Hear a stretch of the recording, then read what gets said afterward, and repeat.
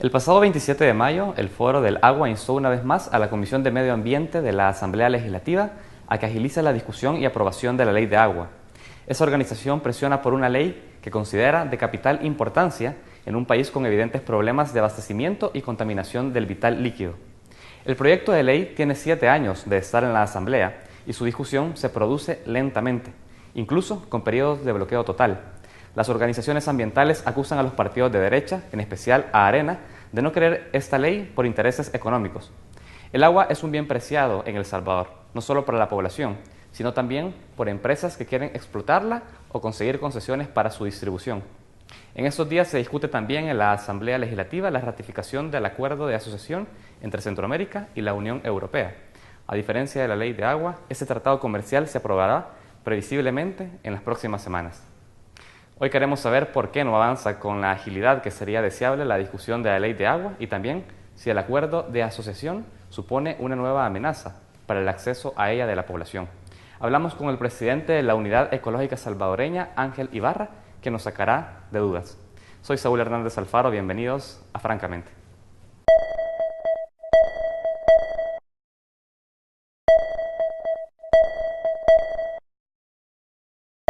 Con 52 años de edad, Ángel Ibarra, salvadoreño de nacimiento y sin duda alguna, uno de los más comprometidos con el medio ambiente dentro de nuestro país. Es doctor en medicina con estudios en posgrado en salud pública y sociología, máster en medio ambiente y recursos naturales por la Universidad Autónoma de Barcelona, académico y activista ambiental.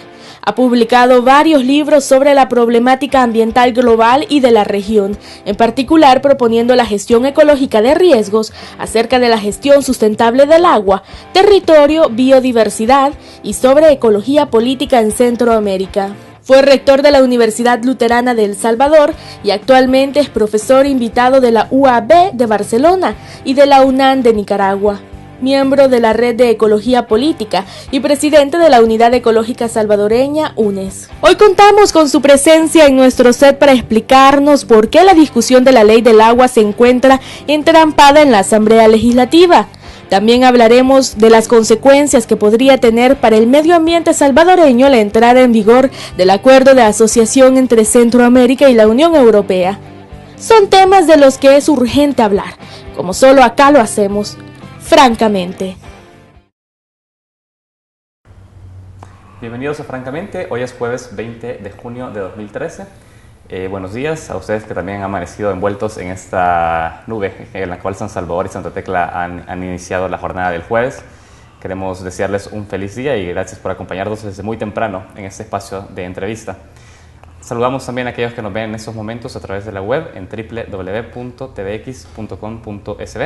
Saludamos a todos aquellos que ya nos siguen en Twitter y en Facebook en francamente.tvx y en Twitter en @francamentetvx. Esta mañana, hablando del clima, hablando también de esta situación medioambiental, vamos a tratar un tema importante dentro de ese marco, es el tema del agua. Y hablaremos sobre cómo el agua hoy por hoy está siendo tratada en el país. Hablamos del retraso que tiene una ley general de aguas en la Asamblea Legislativa. Queremos saber cuáles son las causas que han llevado a ese retraso. También saber cuáles son los impactos que tiene el manejo de ese recurso hídrico con la entrada del acuerdo de asociación entre la Unión Europea y Centroamérica, así como los asocios público-privados y otras grandes construcciones como las represas hidroeléctricas que también tienen impacto sobre el manejo y cuidado de ese recurso hídrico.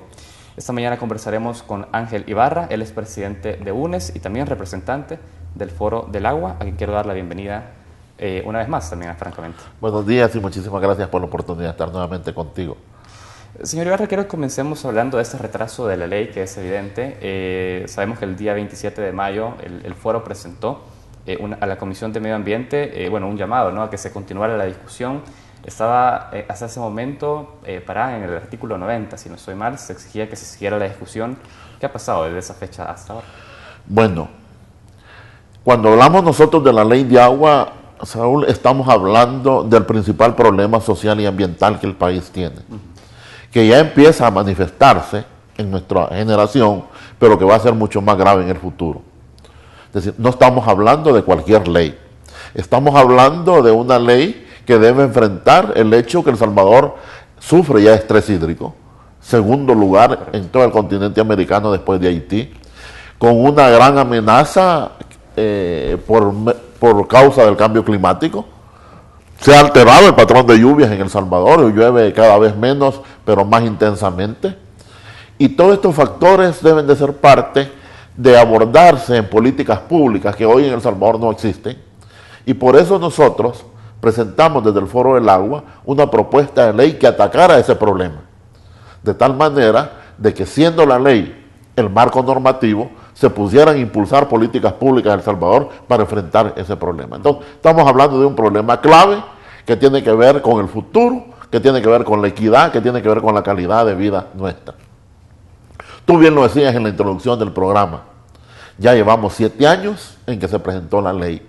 La gran mayoría de este tiempo la ley pasó desapercibida.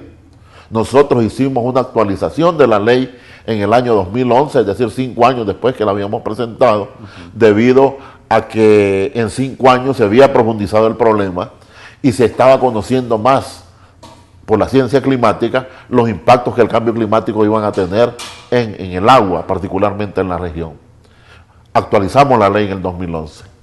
El año pasado presentó la Asamblea Legislativa, a la Asamblea Legislativa del Gobierno su propuesta de ley, y ya no había excusa en el seno de la Asamblea Legislativa para que nuestra propuesta se discutiera.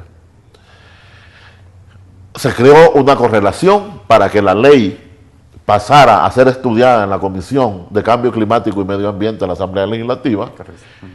Se había avanzado, como tú dices, ya a casi la mitad de los artículos, es decir, una ley que tiene más de 180 artículos, se habían abordado temas centrales, se estaba ya por el artículo 90, y resulta que Arena lleva a la Asamblea Legislativa en marzo de este año, por encargo de la ANEP, FUSADES, y también respaldadas por grandes empresas que quieren hacer del agua un elemento para atraer inversiones, un elemento para rentabilidad empresarial, ¿verdad?, que es otra cosa distinta al problema que estamos hablando, llega de una manera inoportuna, tardía, a bloquear la discusión, a tal grado que hoy, el día que estamos, 20 de junio, digamos que la discusión en la Asamblea Legislativa está entrampada por la terquedad de Arena, por la terquedad de la ANEP, por la terquedad de FUSADES, auspiciando este interés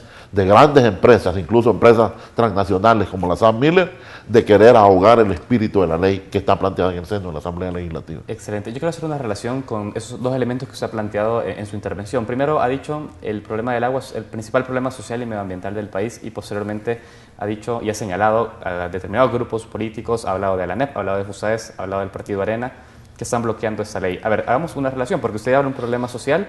Esos actores tienen un rol jugando en ese problema social. ¿Cuál es la vinculación? ¿Por qué están paralizando estos grupos la aprobación de la ley de agua? ¿Por qué? La crisis del agua necesita, si lo podemos hacer una figura, es una enfermedad grave para el paciente que se llama El Salvador. Y este paciente necesita, en términos hídricos, de estar en cuidados intensivos. Es decir, cuando hablamos de estrés hídrico estamos hablando de una gran enfermedad, es la escasez crónica de agua.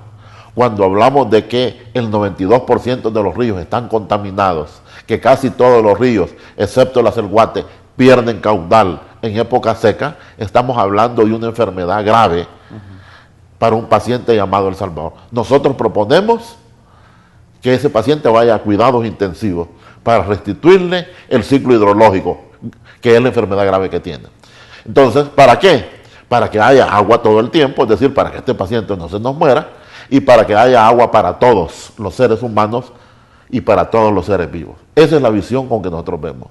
Pero la ANEP, FUSADES y Arena ven a este paciente como fuente de negocio.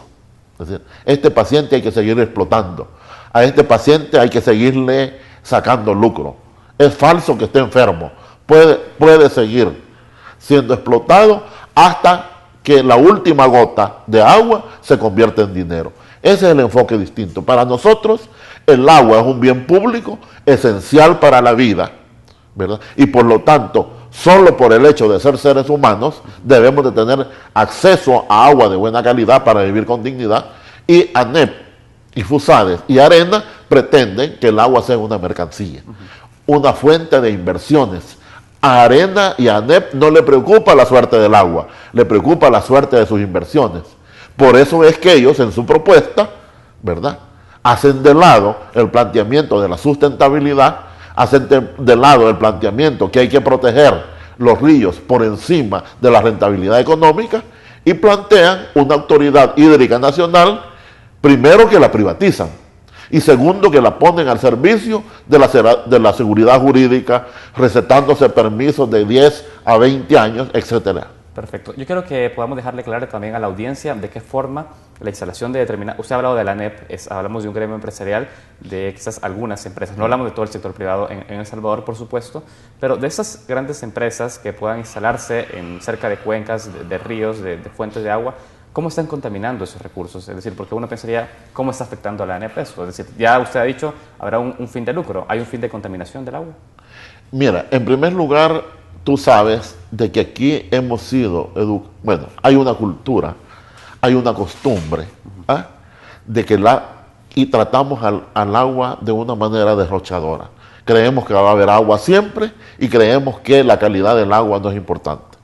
Hoy por hoy, te decía, el 92% de las fuentes superficiales están contaminadas. No se pueden potabilizar por los medios ordinarios. ¿Y quiénes las contaminamos? Las empresas. Es decir, el 95% de las empresas de este país no tratan sus afluentes y consideran que eso es gasto. Entonces, ¿hacia dónde tiran ellos sus fuentes contaminadas? Hacia la quebrada más próxima y de ahí que se vaya para lo demás. Se contamina por el uso excesivo de agroquímicos. ¿Ah? Hay una contaminación difusa del agua desde la Revolución Verde y hoy es grave para la salud pública, por ejemplo, los problemas de insuficiencia renal crónica que están estrechamente vinculados con el uso de agroquímicos excesivos y madurantes. Eso sí, entonces, la agroindustria, la agricultura moderna, ¿eh?, que es auspiciada incluso en los programas gubernamentales, es fuente de contaminación. Y tercero, la contaminamos desde las ciudades.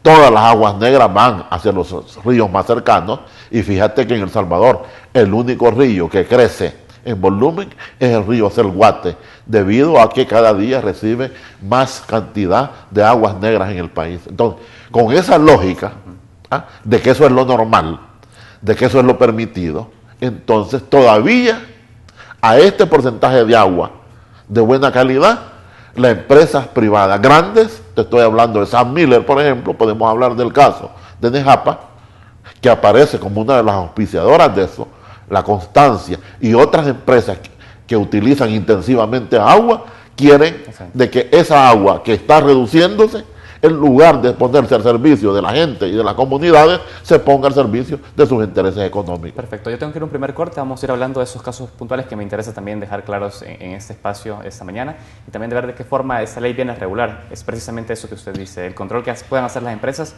sobre el recurso hídrico. Okay. Vamos a un primer corte y enseguida volvemos a Francamente. Continuamos en Francamente y esta mañana conversamos con Ángel Ibarra, él es presidente de UNES y representante del Foro del Agua. Hablamos en este momento sobre la importancia de una ley general de agua y los impactos que tiene también el uso no regulado de este recurso hídrico. Usted ya antes de ir a la pausa advertía de un caso, hablaba del caso de la empresa Sam Miller, hablaba específicamente en la región de Nejapa. Quiero que nos comente de este caso para poder dejar claro de qué se trata. Sam Miller ha estado estos días jugando a dos bandas. Primero se ha publicitado que la cervecería que tienen en El Salvador es la mejor a nivel mundial, cosa que es discutible. Pero al mismo tiempo Sam Miller ha estado presionando para que le permitan duplicar la explotación del acuífero de Nejapa para sus intereses. En el mismo estudio que Sam Miller presenta, es decir, la Constancia presenta, se dice de que duplicando el agua que ellos extraerían del acuífero, se lleva a un nivel tal que el acuífero en Nejapa sería sobreexplotado. La primera pregunta que nos tenemos que hacer es, ¿por qué la Constancia se quiere ir del Boulevard del Ejército hacia Nejapa? A ver, explíqueme. Y la respuesta es lógica. El acuífero de San Salvador cada vez da más dificultades. Los pozos de agua de la zona del Boulevard del Ejército se están secando y ellos se van a Nejapa, no porque Nejapa sea más fresco o porque en Nejapa haya menos vehículos, no, se van a Nejapa porque en Nejapa hay más agua. ¿Ah? Por eso se fue la Coca-Cola por allá.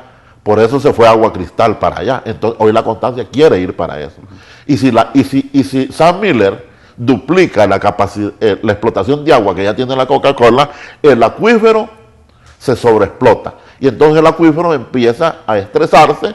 ¿Y qué es lo que está en riesgo con el acuífero en Nejapa? La tercera parte del agua que consumimos en San Salvador. Por eso, si a Sam Miller se le da permiso para que explote el agua en Nejapa, quienes perdemos somos la población que vive en la zona metropolitana, que perderíamos una fuente de la tercera parte del agua que ya está crítica para nosotros. Ese es el problema central. Por eso que Sam Miller está apoyando la propuesta de Arena. ¿Entiendes? ¿Por qué? ¿Y cuánto paga la Coca-Cola? ¿Cuánto paga Sam Miller por un metro cúbico de agua que explota? Primero, ¿quién se los mide? Literalmente eso le sale regalado. ¿Y cuánto paga un campesino que compra por barriles de aquí en el volcán de San Salvador el agua? Le sale a $2 el barril de agua, es decir, casi a $8 el metro cúbico. Y a la Coca-Cola a 3 centavos de dólar. Muy bien. Estamos empezando a entender también, cuando usted se refería en el primer bloque a un problema de carácter social. Finalmente, quienes son afectados son personas inclusive mucho más vulnerables, por supuesto, a clases medias. Hablamos de personas que están en comunidades también cercanas a estos acuíferos. Hablemos de eso, porque usted dice, ya está Coca-Cola instalada en Nejapa. ¿Qué pasaría inclusive si llega Sam Miller a Nejapa, a esa región? Ajá. ¿Y cómo afectaría a las y sabes tú, bueno, primero, la gente de Nejapa y Quesaltepeque vive sobre agua prácticamente, es decir, el playón y las características de esa hace de que ese acuífero tenga bastante agua. Y no más de la mitad de la gente del área rural de Quesaltepeque y Nejapa no tiene acceso a agua potable. Es decir, la gente que cuida, la gente que debe proteger el acuífero no tiene agua potable. Muchas de ellas compran el agua por barril. Y si te vas un poquito para arriba, para el volcán, le cuesta hasta $2 el barril. A mí, me sirve el agua a menos de 50 centavos el metro cúbico. A mí, aquí en San Salvador.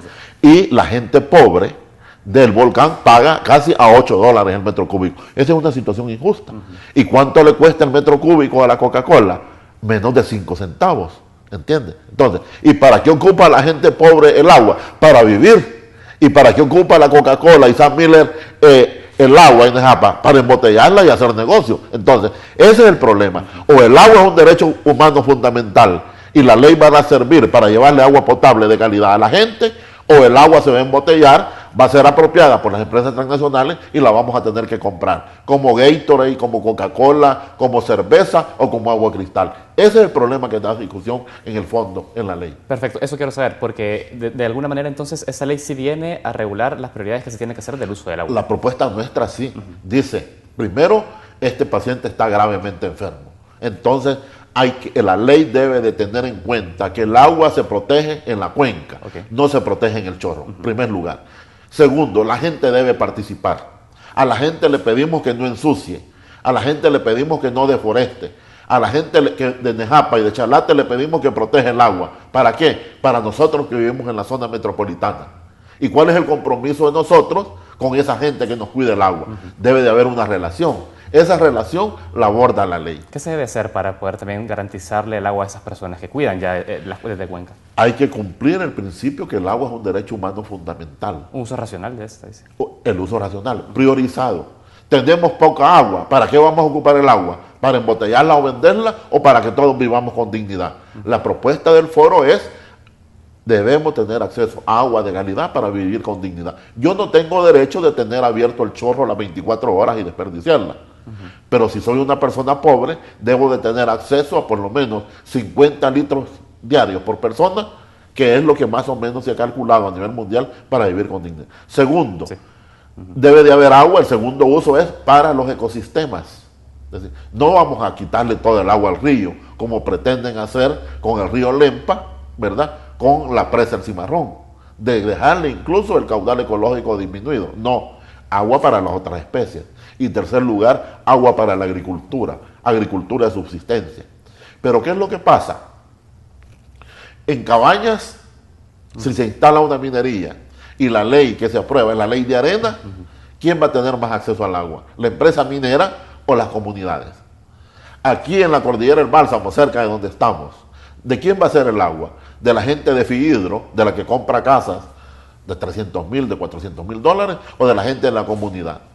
La gente que vive en casas de 300,000, 400,000 dólares tiene derecho al agua, por supuesto, son seres humanos. Pero igual derecho al agua tiene la gente de la comunidad. Y el Estado, en vez de favorecer a los que podemos comprar o a los que pueden comprar casas de esa magnitud de dinero, debe favorecer a los que no tienen dinero para la cuestión. Por eso el enfoque de la ley de arena es totalmente diferente al enfoque de la ley del foro. Quiero hablar de esa ley de arena, porque usted ha dicho, en momentos atrás, ha dicho, ¿qué pasaría si se comienza a aplicar la ley de arena? Finalmente se beneficiará más ese fin de lucro, la explotación y la privatización del agua, y no tanto garantizarla como un derecho humano. ¿Por qué? Es decir, ¿qué aspecto, qué dice la ley en la propuesta de arena respecto a esto? Nosotros decimos que el ente rector del agua, la CONAGUA, debe ser un ente público. Entonces, el Estado está obligado a garantizar agua potable. Esa es la función del Estado. ¿Qué es lo que dice la ley de arena, la ley de ANEP, la ley del FUSADE? Que el ente regulador del agua, lo que llaman la Autoridad Nacional Hídrica, debe estar formado por 7 miembros. De esos 7 miembros, 2 vienen de los ministerios. Ministerio del Medio Ambiente, Ministerio de Agricultura. 1 viene de Comures y 4 vienen de las gremiales empresariales que son miembros de ANEP.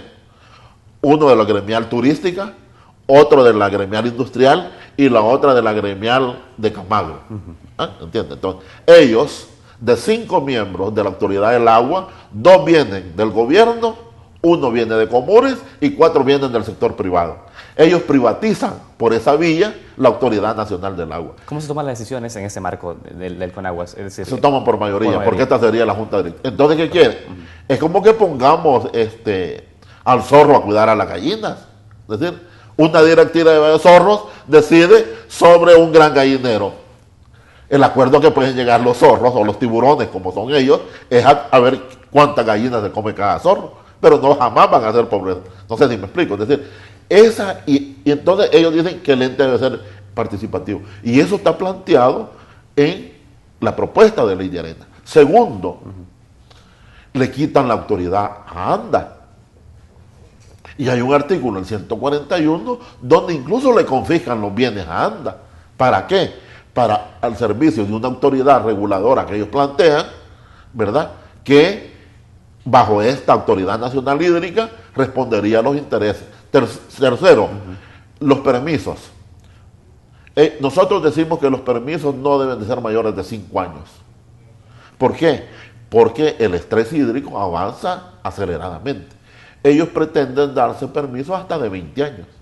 ¿Qué le pasa si a la Sam Miller le dan permiso por 20 años de la explotación del acuífero de APA? En 20 años se lo acaban, ¿entiendes? Tercero, no le dan chance a las comunidades de participar. Entonces, lo ponen vertical, no le dan espacio a la participación y ellos se recetan en la directiva del CONAGUA, en la Junta Directiva de CONAGUA, 4 de 7 puestos.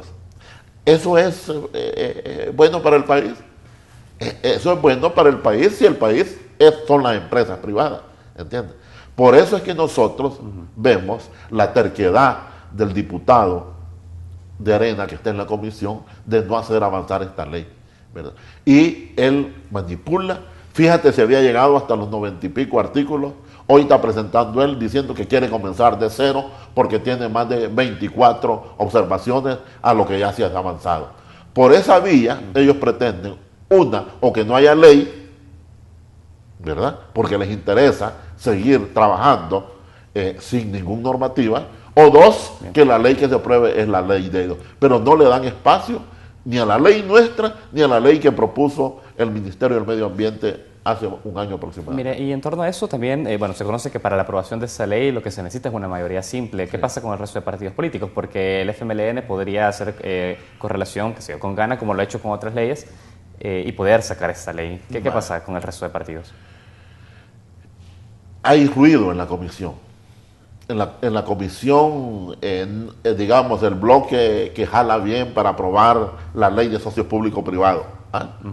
El bloque que está viendo hoy la aprobación del acuerdo de asociación no se pone de acuerdo en relación a la ley de agua. Y es que resulta que en los otros partidos también, particularmente en los partidos de derecha, la ley de agua no es tan importante como el asocio público-privado. ¿Entiendes? Porque no hay en los otros partidos de derecha tampoco conciencia de la gravedad de la crisis socioambiental que corresponde a la crisis hídrica. Entonces no se logra. No se logra esa correlación, me dice. No se logra. ¿En cuánto tiempo fue aprobado la ley de socio público-privado? En cuestión de meses. Eso lo introdujo como en noviembre del año pasado y fue aprobado hoy en mayo. 6 meses. Nosotros tenemos ya más de 6 años esperando la ley de agua. ¿Y qué es más importante para el país? ¿La ley de socio público-privado o una ley de agua? Desde el punto de vista nuestro, que estamos pensando en la sustentabilidad y en la equidad de la gente y en la vida digna de la gente, por supuesto que una ley de agua es mucho más fundamental que entramparse en la ley de asocio público-privado, que por cierto demostró en la fase última de su discusión el interés de Arena y de otros partidos por incluir en el asocio público-privado el tema del agua. Perfecto. Yo tengo que ir a un corte y usted ha mencionado el tema socio público-privado, que también es algo que me interesa abordar en el marco de esta entrevista, al igual que el acuerdo de asociación. Son dos temas que vamos a volver a tratar al volver de la pausa. Vamos a nuestro segundo corte y enseguida volvemos a Francamente.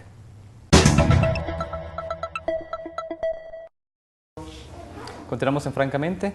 Quiero que hablemos ahora del impacto de la ley de socio público-privado o en qué medida también esto podría implicar un impacto sobre el agua y el uso racional de la misma, porque, bueno, en el marco de esta discusión, partidos políticos, PCN, PDC, Arena y, bueno, creo que este bloque de partidos también proponía que se incorporara a la ley de socio público-privado el manejo de empresas privadas a través de ese mecanismo. Hablemos de eso, es decir, ¿qué amenazas potenciales había implicado el hecho de que, o si todavía está latente el hecho de que pueda tener un manejo privado del uso del recurso hídrico? Exactamente. Bueno, como el agua tiene que ver con todo, ¿verdad? Es decir, con nuestra vida, pero también con cómo marcha la economía. Tú señalas a un aspecto importante. En las últimas discusiones que se dio sobre el acuerdo partidario sobre el asocio público-privado, saltó de que el FMLN propuso que se sacara de la ley el agua, la salud y la educación, principalmente en la Universidad Nacional, que también querían ellos entrarle, ¿verdad? Y los otros partidos, particularmente Arena, la NEP y FUSADE, pujando para que no hubieran exclusiones. Y es que detrás de todo esto lo que había era un listado ya de proyectos que la empresa privada quiere que el Estado le dé bienes, ellos lo concesionan, invierten y ellos sacan su ganancia, hacen negocio con ellos. ¿El agua está dentro de esto? El agua estaba dentro de ellos. El agua visto desde el punto de vista de saneamiento, el agua visto desde el punto de vista de los servicios, principalmente de las grandes construcciones, de esas que valen mucho dinero, de las que ya hablábamos. Pero fíjate que en la misma discusión, en los mismos días dijeron, vamos a reformar la ley de socio público-privado. ¿Para qué? Para que entre el agua. Es decir, que el agua entre a hacer negocio, que es la misma tesis que maneja Arena en su propuesta de ley.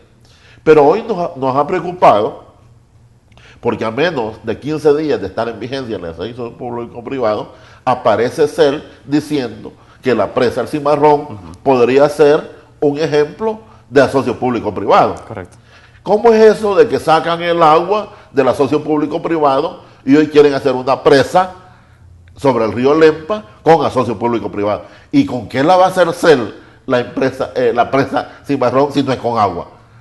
Si no es con el río Lempa, que es nuestra principal fuente de agua, es casi como la Horta del Salmón. Esa es una burla. Es decir, ¿quedó abierta la posibilidad o es que se está incumpliendo la ley? ¿Qué pasa? ¿O por omisión? Habría que ver la forma como quedó la redacción final.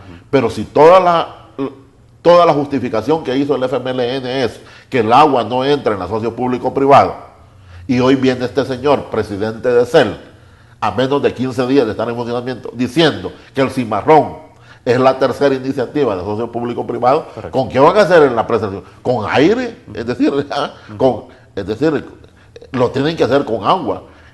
Y para eso tienen que concesionar el río Lempa. Es decir, que es entonces, toda esta discusión que se dio sobre asocio público-privado resulta que sería una burla. Y burlarse de todo el pueblo salvadoreño, diciendo que el agua fue salvado del asocio público-privado. Cuando se están construyendo presas como el Cimarrón, donde se hace uso, por supuesto, del recurso de agua. Yo quiero hablar de eso, porque el impacto se dice que dejaría sin agua unos 42 kilómetros de cauce natural del río Lempa.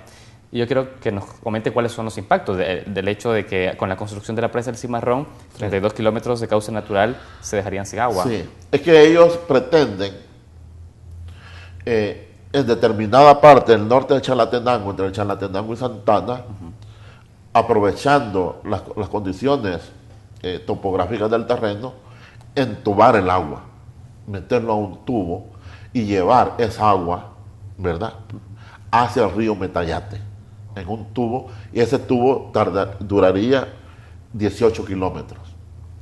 Y ahí en el río Metayate poner las turbinas, utilizando para eso la gravedad y la fuerza que eso genera. ¿De acuerdo? Entonces, eso quiere decir que todo el trayecto de Lempa que bordea a Nueva Concepción y la zona limítrofe entre Santana, Santa Rosa, Huachipilín, y Chalate, Texistepeque, Mazahuate, El Painal, San Pablo, Tacachico, y el norte de Tacachico, quedaría prácticamente sin ese nivel. Eso tiene una implicancia grave sobre la vida de esa gente. Correcto. Porque el principal ecosistema de toda esa zona es el río Lempa. Son 600 familias de 10 municipios las que se verían afectadas, por lo menos. Directamente. Claro. Pero además, sí, ¿verdad? Se deja sin vida al río Lempa en eso. Y afectaría, porque no se fijaron estos tecnócratas de CEL en su diseño original, de que también en esa parte está la Bocatoma, la Gotita, de donde saca otra tercera parte de agua que viene para San Salvador. Entonces estarían dejando a San Salvador sin la tercera parte de agua que viene del río Lempa. ¿Entiendes cuál es el diseño? Además, ¿qué pasaría hoy que se está haciendo la mina Cerro Blanco ahí en Guatemala, si tenemos una contaminación en Cerro Blanco, Lago Huija, Río El Desagüe, Río Lempa, las concentraciones de tóxicos, de contaminantes en un río más cortito, más estrecho, con menos caudal, tendrían una concentración mucho más alta. Claro. Entonces, el cimarrón no solo afectaría la inteligencia nuestra a partir de cómo se discutió el asocio público-privado, sino que es ecológicamente hablando un tiro de gracia para el río Lempa, que ya es en todas las escuelas de hidrología de América Latina, el río Lempa se utiliza como ejemplo de lo que no hay que hacer con el río, Lo hemos fragmentado, lo hemos segmentado, y ese recurso, ¿verdad?, que contempla más del 60% del agua superficial de El Salvador, se está muriendo. Y esa muerte nosotros la aceleraríamos si seguimos haciendo presas como el Cimarrón. Hoy, bajo la figura ilegal, ficticia, o por lo menos burlesca, del asocio público-privado. ¿Hay manera de parar eso? Claro, con la fuerza de las comunidades. Las comunidades de Chalatenango y Santana están dispuestas a resistir como se ha resistido frente a la minería. Y nosotros le damos la razón, y nosotros desde el Foro del Agua y desde la UNE también acompañamos la lucha de resistencia de esa gente. Hablemos mejor de diversificar la matriz energética de El Salvador y no sigamos queriendo cambiar el agua por una energía que no necesitamos. Yo quiero saber su opinión también sobre el cambio de postura de este gobierno, porque en algún momento sí se paralizó por no tener los estudios precisos sobre los impactos medioambientales que podría traer la construcción de esta presa. Ahora ya se tiene pensado hacerlo bajo una modalidad socio-público-privado. Es decir, ¿cómo ve usted también este cambio de postura por parte del gobierno? El gobierno realmente nunca dijo que no. Y lo que Pero paralizó la construcción. Lo que pasa es que nunca tuvo plata. ¿No? Él nunca tuvo plata. Yo puedo querer tener un carro Mercedes-Benz, ¿ah? Y ya no hablar de eso en mi casa porque no tengo con la plata. Pero aparece la posibilidad de un préstamo. Correcto. Y yo pues me compro el carro Mercedes-Benz aunque no lo necesite. ¿Ah? Yo necesito otra cosa, comida o lo demás, o una vivienda. Eso le pasa. Y nosotros no necesitamos el cimarrón. Nosotros tenemos condiciones para hacer energía renovable y limpia y no poner en riesgo el río Lempa. Entonces, ¿qué es lo que aparece? Nomás se aprueba el asocio público-privado y ya lo vamos a ofrecer. Porque ¿qué es lo que el gobierno no tenía? Los 800 millones iniciales. Hay que decirte esto. Inicialmente esa presa valía 800 millones. ¿Sabes? El Chaparral inicialmente valía 120 millones. Hoy el Chaparral está arriba de 300 millones de dólares. Correcto. Entonces, ¿qué quiere decir? Esa presa va a estar por los 1.500 millones de dólares y nosotros lo que ofrecemos, miren señores, hoy según el asocio público-privado, nosotros le podemos a ustedes concesionar el río, ¿eh? Para que ustedes hagan la presa. Nosotros le ofrecemos el agua, nuestro principal recurso hídrico, en medio de la crisis socioambiental que hemos hablado al principio, a empresas. Dicen que los taiwaneses están entusiasmados con el cimarrón, pero lo que deben de entender la empresa que se meta a esto, que va a haber mucha resistencia en Chalate, que va a haber mucha resistencia en Santana y mucha resistencia en El Salvador, y se van a tardar años en instalarse como no ha podido instalarse Pacific Rim en Cabaña. Quiero cerrar con ese punto. En definitiva, entonces sí se advierte un potencial riesgo sobre el recurso hídrico con la construcción de esta presa que viene dada por un socio público-privado. Claro, es decir, ya decíamos, El Salvador necesita estar en cuidados intensivos en materia hídrica y el cimarrón va casando con ese interés que tiene Arena, que tiene la empresa privada, de hacer de la última gota de agua de El Salvador fuente de ganancias, espacio para invertir, atracción de inversión extranjera. Ese es el mismo discurso que nos plantean siempre y hasta van a decir de que esto es desarrollo para El Salvador. Yo tengo que ir abordando otros puntos porque ya el tiempo va avanzando y me interesa también conocer la postura sobre el Foro del Agua y sobre también actores sociales que están en el territorio en defensa del agua respecto a la entrada en vigor del acuerdo de asociación entre la Unión Europea y Centroamérica. En primer lugar, yo quiero conocer cuál ha sido también la participación, si ha existido en dado caso, de las organizaciones de sociedad civil, específicamente organizaciones en defensa del medio ambiente, en la discusión de este acuerdo. Es decir, ¿ha existido espacio? ¿Se ha facilitado el espacio para discutirlo a fondo? ¿Cómo ha sido esto? No ha habido ninguna participación y llamarle a eso negociación es ridículo. Realmente el ADA no se negoció. ¿Ah? El ADA no se negoció. El ADA fue aceptado por los gobiernos de Centroamérica según el diseño, la medida y el color que le pusieron los europeos. Los europeos desde el principio dijeron que ellos querían en el ADA lo mismo, por lo menos lo mismo que el CAFTA. Es decir, las empresas europeas quieren que Centroamérica les dé los privilegios, por lo menos los mismos que le dan a la empresa norteamericana en el Tratado de Libre Comercio. Por eso lo primero que tenemos que decir es que el ADA es TLC envuelto en otro paquete. Los europeos, a partir del rechazo del TLC en El Salvador, a partir del rechazo del ALCA, a partir del rechazo del NAFTA en Norteamérica, particularmente con los daños a México, le llamaron esto acuerdo de asociación. Porque el TLC es la columna vertebral, el TLC es el principal atractivo, pero tiene dos adornos. Uno que se llama diálogo político y otro que se llama cooperación. Por cierto, estos adornos de diálogo político y de cooperación estaban mejor antes de entrar a la firma del acuerdo de asociación. La historia de cooperación que la Unión Europea tiene con Centroamérica y los antecedentes de las relaciones políticas de la Unión Europea con Centroamérica han sido mejores en las décadas pasadas cuando no había acuerdo de asociación.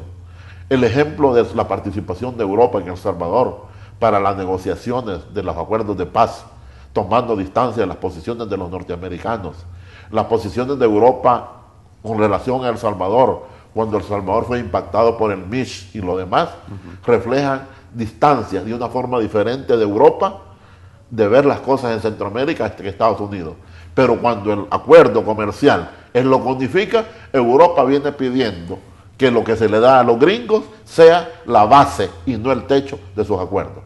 Por eso el ADA es más de lo mismo. Es ni más ni menos un tratado de libre comercio. Usted ya lo ha definido y vamos a cerrar así ese bloque porque ya al volver de la pausa quiero que vayamos entrando a profundidad sobre los impactos medioambientales que puede traer que usted ha denominado un TLC con dos adornos.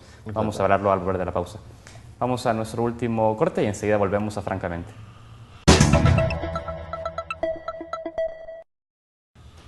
Continuamos en Francamente y estamos ya sobre el último bloque de esta entrevista. Hablamos en este momento sobre los impactos medioambientales que podría traer la entrada en vigor del acuerdo de asociación.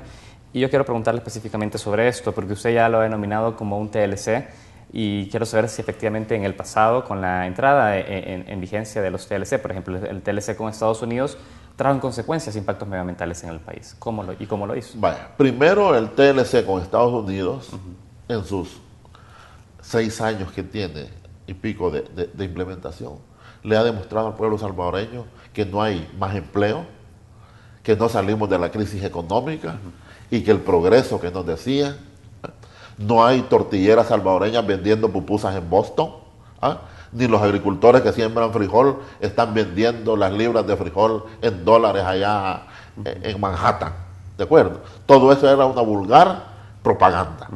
¿Okay?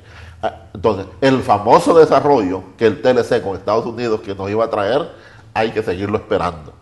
Al contrario, hoy, es cierto, se le vende más a Estados Unidos, pero se importa más de Estados Unidos. Y lo que está en el centro de todo esto, comercio, es las remesas. Bueno, entonces, si no hay más empleo, si no hay mejoramiento en la economía salvadoreña, si no mejoraron la calidad de vida de las pupuseras, si no mejoró la calidad de vida de los sembradores de frijol que aparecían, que iban a ser beneficiados, más o menos el ADA es igual. Es decir, todo eso que es desarrollo, que vamos a exportar más, es pura farsa. Ya había con Europa, y hay con Europa vigente, un sistema general de preferencias, que ya la mayoría de productos que van de El Salvador y de Centroamérica a Europa entran sin pagar impuestos. Eso está vigente desde antes. Ya tenemos relaciones de cooperación y ya tenemos diálogo político, que incluso se ha venido retrocediendo. Ahora, ¿qué es lo nuevo de todo esto? Es que con el TLC, que con el ADA, las empresas transnacionales nos van a poder enjuiciar en tribunales internacionales cuando no hagamos lo que ellas quieren.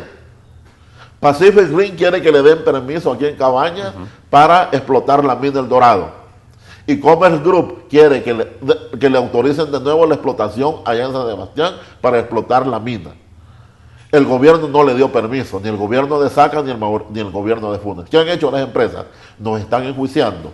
Pacific Rim por 315 millones y Commerce Group por 100 millones en el CIADI en Washington, ¿verdad? El Salvador puede perder esos juicios y además, ¿verdad? Hemos pagado, digo hemos porque es con el pisto de todos los salvadoreños que eso se paga, como 7 millones de dólares para la defensa. Es decir, ¿qué quiere decir? Que con el acuerdo de asociación, las empresas gringas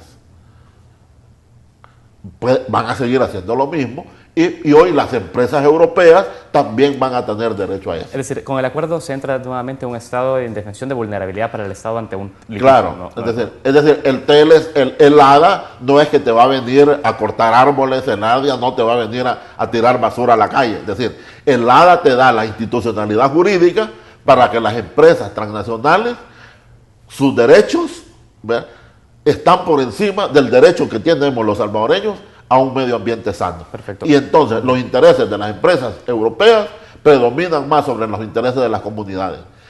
El lío con Enel, allá en Ajeo, que aquí se ha visto cómo los areneros vendieron el Ajeo en 400 millones cuando estaba presupuestada a 800 millones, esos son los grandes negocios que hicieron ellos con los bienes públicos, ¿entiendes? La Enel, los otros contratos que se hacen con estas empresas constructoras, como la que estaba haciendo allá en el Chaparral, que es Astaldi, que es una empresa italiana. Todas esas empresas se benefician con el acuerdo de asociación. Mire, el día de ayer el encargado de negocios y representante de Unión Europea en El Salvador, Stefano Gatto, estuvo en este set y al preguntarle sobre los mecanismos de resolución de controversias, él nos decía, dentro de este mecanismo se agotarán todo tipo de disputa a través de un diálogo político, es decir, ellos priorizarán un diálogo político antes de llegar a una especie de litigios y tribunales internacionales. ¿Cuál es su opinión de esto? Mire, el señor Gatto que no nos dé gatos por liebre, es decir, que no nos venga a engañar, que no nos venga a engañar, es decir, el acuerdo de asociación no tiene el capítulo de inversiones porque el tema de inversiones lo manejan aparte, es un acuerdo bilateral de inversiones. Entonces él te puede decir, no, en el ADA ese mecanismo no está. Sí, señor, pero está en otra parte, que es un acuerdo de inversiones, que por supuesto el acuerdo de asociación lo sacó de ahí y lo trata de una manera distanciada. Pero ¿a dónde nos refiere eso? Al CIADI. Nos refiere a los tratados, allá en París, por ejemplo, donde se está tratando el caso de la GEO versus Enel, ¿entiendes? Es decir, son instancias adscritas bajo el Banco Mundial o bajo la Organización Mundial de Comercio y nada de eso. Los disputas comerciales se van a tratar en tribunales comerciales. Allí no tiene nada que ver el diálogo político. ¿Usted cree entonces que no existirá ese diálogo político con los países? No, ya te decía, el diálogo político está puesto de allí como de adorno, pero que no nos den gato por liebre. El acuerdo de asociación es ni más ni menos un tratado de libre comercio. Ese es el centro. Ahora, ya está próximo a discutirse. La Asamblea solo tiene dos mecanismos: o lo ratifica o no lo ratifica. En la Asamblea no se le pueden hacer cambios, ¿de acuerdo? Entonces, ¿qué pasa? La máxima autoridad legal de El Salvador no puede modificar un acuerdo que ya fue desarrollado por otra gente. ¿A dónde queda entonces la autoridad? ¿Cómo es eso que la Asamblea es el primer órgano del Estado y no puede modificar? Y la otra cosa, el ADA tiene cerca de 1.800 páginas. Cuando Ciro Cruz Cepeda era presidente de la Asamblea, el TLC con Estados Unidos tuvo despensa de trámite y despensa de lectura, es decir, los diputados ni siquiera leyeron el TLC. Ojalá que esta Asamblea, ¿verdad?, estudie esas 1.800 páginas y saque una conclusión de acuerdo a los intereses del pueblo salvadoreño en función de lo que el TLC dice, no de lo que el señor Gatto dice. El señor Gatto es representante de la Unión Europea. Él está interesado en que eso se apruebe rápidamente. Les han puesto plazo a la Asamblea Legislativa, fíjate, la Unión Europea, que quiere que ese acuerdo esté ratificado antes del 15 de julio. Porque si no, no sé con qué cosas lo están amenazando. Es decir, ya la Asamblea Legislativa la tienen jaque mate. O aprueba el acuerdo, o aprueba el acuerdo antes del 15 de julio. Mire, pero hay que ser realistas, porque en realidad hemos visto ya también a nivel de la discusión en la Asamblea Legislativa que hay consenso por parte de los partidos políticos en aprobar este acuerdo. Es decir, pero no lo han estudiado. Es decir, claro, hay que hacer seguimiento, pero es decir, ¿usted cree que existirá una posibilidad de revertir la ratificación de eso? Mira, pero es que ¿cómo esta gente tiene consenso alrededor de algo que no conoce? Ese es el problema de los diputados. Usted dice entonces que se desconoce el contenido de ese acuerdo. Claro, pregúntale cuál los diputados ha leído esas 1.800 páginas. Hay que ser estudioso de eso. Nosotros tenemos análisis del acuerdo de asociación porque lo hacemos entre mucha gente. Hay gente de Guatemala, de Costa Rica, de El Salvador, nos hemos dividido eso. Hay gente europea que está eso nos facilita las cosas. Participamos en redes birregionales para esto. Pero entonces, ¿por qué los partidos ya tienen acuerdos y no saben de qué se trata la cosa? Es decir, así las cosas aquí, eso lo van a aprobar. Ahora, casi está cantado de que esta gente le va a hacer caso a la Unión Europea. Es decir, van a aprobar el ADA casi como aprobaron el CAFTA, con la misma vulgaridad que los diputados van a aprobar algo que no conocen. Y el ADA está por encima de las leyes. Y entonces aquí viene la contradicción. ¿Cómo es posible que una ley del agua, que la necesitamos para tener vida, para tener agua dentro de 50, dentro de 100 años, tarde 7 años en discutirse? Solo tiene 56 páginas, solo son 190 artículos, y estos señores aprueben, ratifiquen en 2 meses un acuerdo de asociación, sin leerlo, porque leer 1800 páginas les daría trabajo a esta gente que pasa no leen, creo yo, ni los periódicos del país. Mire, usted ha sido bastante claro con esa comparación que acaba de hacer. Creo que ha quedado claro también para la población las prioridades al establecer dentro de la agenda legislativa estos temas. Yo quiero que vayamos refiriéndonos también a los impactos que existirán de entrada en vigencia de este acuerdo para los recursos medioambientales, también los recursos hídricos, también específicamente en nuestros países. Ya te decía que el HADA no viene botando árboles, el HADA no viene tirando papeles y el HADA no viene fumigando, ¿no?, para contaminarnos. Sí. El HADA es una estructura jurídica que convierte el medio ambiente, la biodiversidad, los servicios ambientales en servicios transables que pueden ser comercializados. Eso hace el HADA, eso hace el TLC. ¿Qué quiere decir? De que la biodiversidad salvadoreña se convierte en mercancía, de que el agua salvadoreño se convierte en mercancía. Y entonces, si aquí tenemos una buena ley general de agua, aquí se da el milagro de que tenemos una buena ley general de agua, logramos derrotar el interés de ANEP y de Arena en el seno de la Asamblea, se aprueba la ley ya presentada al Ministerio, que se aprueba la ley ya presentada al Foro. Resulta que esta ley de agua está por abajo de la legislación que el HADA nos plantea. Y eso sucede también porque no se ha ratificado un derecho de agua en la Constitución de la República. Exactamente, que es otro gran lío, ¿verdad?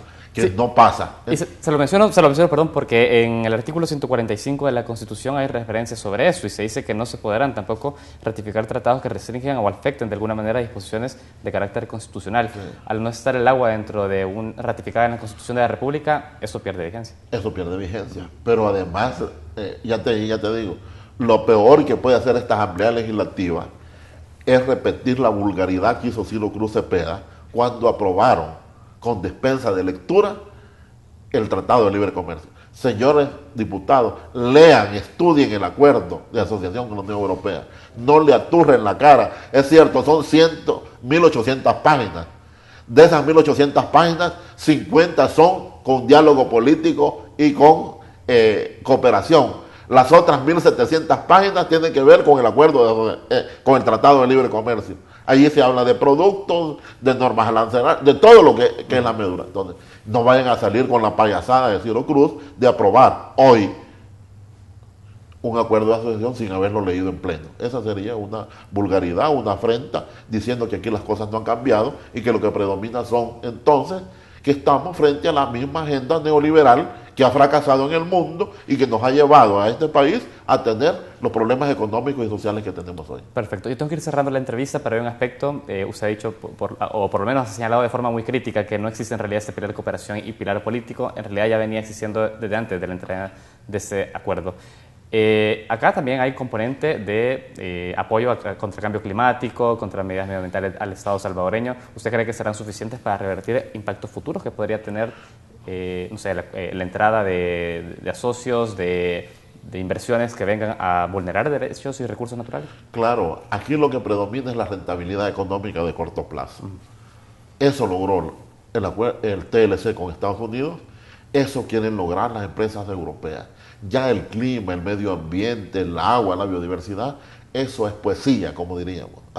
O en buen salvadoreño diríamos, eso es pura paja, ¿verdad? Entonces, esa es adorno. Lo que predomina es el interés económico.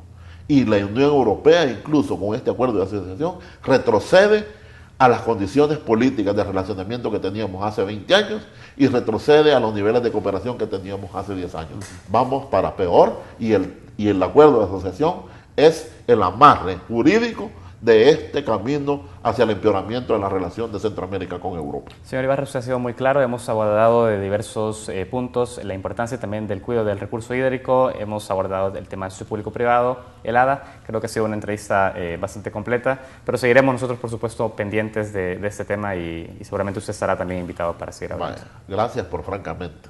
Bueno, muchísimas gracias a usted que nos acompañó y también a ustedes que nos acompañaron durante este jueves. No se pierdan el día de mañana un nuevo debate entre jóvenes para ir cerrando la semana. Y les recordamos que esa entrevista la podrán encontrar en nuestro canal de YouTube y el reprise viene a las 11 de la noche. Muchas gracias.